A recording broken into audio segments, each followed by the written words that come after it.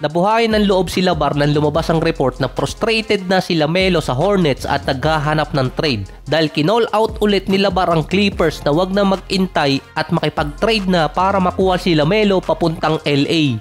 Struggling ngayon ang Clippers na hindi na gumagana yung mark my word kahit pa buhatin ni James Harden. Dati sa mga report ang sinasabi doon nagkakaroon ng mutual interest na nagkakasundo yung player at team. Ngayon naman kakaiba yung kay LaMelo, mutual frustration, parehas silang problemado. So nagsimula na kasi yung trade market pero isang team lang kasi ang kinukuha kay LaMelo, ang Clippers, na team na kumukuha ng mga player na all-star na may problema tapos nagiging okay naman sa kanila kaso hindi nagiging okay yung team. Kaso pasimpleng tinanggi ni LaMelo ang mga report. Excited pa naman yung tatay niya. Nag-post kasi si LaMelo ng clown regarding sa report na open siya sa trade. Sa interview din ni LaMelo, tinanggi niya na sa kanya galing yung mga info regarding sa gusto niyang umalis ng Hornets. Wala rin namang player na aamin doon dahil nakaka-apekto yun sa kanilang value. Magkakaroon kasi ng problema kung sinong team ang gustong kumuha sa kanya katulad na nangyari dati sa ibang mga player, particular pa kay Jimmy Butler dahil nga sinabi niya kung anong team ang ayaw niyang puntahan. Meron na rin kasing nakitang pamalit ang Hornets dito kay LaMelo. Dati si Brandon Miller dapat ang magiging rason kung bakit iti-trade ng Hornets si LaMelo dahil sa injury nakukuha niya at yung isa pa malaking kontrata. Nakaka 9 games pa lang ngayon si LaMelo. Ang problema lang si Brandon Miller nadali ata ng sumpa ng second overall. Nakaka 2 games pa lang ngayon. Injury prone din si Brandon Miller. Parehong yung future ng Hornets na injured. Pumasok doon si Con Newpel, yung rookie ngayon at frontrunner din sa Rookie of the Year. Nag-a-average siya ng 18.6 rebounds, 4 assists, 47% sa field at 40% sa 3-point area.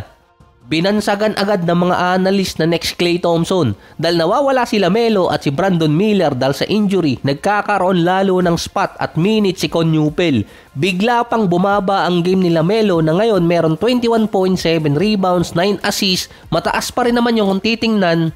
Bumagsak ang efficiency rating ni LaMelo, 38% sa field, 39% na lang sa 3-point area. Mababang average yun pagdating sa shooting kumpara sa standard ng NBA ngayon. Wala ding report na interesado ang Clippers kay LaMelo. Mag-iisang taon ang kinukonek sa kanila.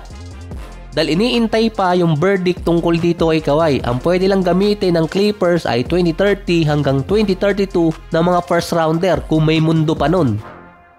Ang best option lang din ng Clippers na isama sa trade si Bogdan, John Collins at si Bradley Beal bilang pillar na pwedeng pakawalan ng Hornets bilang salary dump. Ang kalaban naman ni LaMelo sa trade market si Ja Morant. Ini-explore na rin ng Memphis ang mga option nila kay Morant kung sinong team ang interesado. Kailangan na di umanong mag-rebuild ng Memphis dahil dati naniniwala yung team na si Morant ang makakapagdala sa kanila sa playoffs hanggang finals. Hindi na nga siya fine in the West, may panibago na nga siyang linya ngayon. Wala na siyang joy. Nananalo ang team kapag naglalaro si Morant dati. Natatalo naman kapag wala siya. Ngayon, natatalo pa rin sila kapag wala si Morant sa lineup pero natatalo din sila kapag naglalaro siya. So hindi nga lang tulad ni LaMelo na mayroong report at tinanggi rin naman niya, si Ja Morant wala ring sinasabing nag-request siya ng trade paalis ng Memphis pero pahaging lang. Si Edith, si LaMelo may mga report na pareho nilang tinanggi at mayroong report na gusto nilang matrade. Tahimik din yung Memphis tungkol kay Ja Morant. Dati itatanggi agad nila yung mga trade rumors na report sa kanya. Kaya di umano nahihirapan ng Memphis na makahanap ng trade partner para kay Morant. Sobrang laki kasi ng ibinagsak ng shooting percentage niya. Mula sa 23 points per game last season, nasa 17 points per game na lang ngayon taon. At nasa 35% sa field at 16% sa 3-point area. So sa tatlong player, si AD, LaMelo at si Morant, meron pa kasing pang-apat dun, si Trae Young, Trae Young.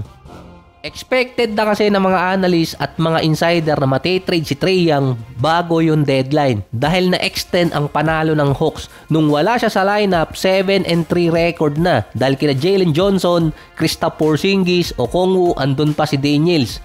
Pero yung isang nag-improve pa doon, ito yung na-acquire nila galing free agency, si Alexander Walker. Mula kasi 9 points per game sa Minnesota last season, bigla siyang nag-almost 20 points, 3 rebounds, 7 assists per game. Doble ang average niya ngayong taon. Meron pa siyang 47% sa field at 35% mula sa 3-point area. Based pa sa mga scout, parang hindi na kailangan ng Hawks si Trae Young. Pwede na siyang ilagay sa trade market dahil mas malaki ang value niya kumpara dun sa tatlong player. Isa pa, makakalusot ang Atlanta sa malaking kontrata ni Trae Young na iniintay pa rin niya yung contract extension.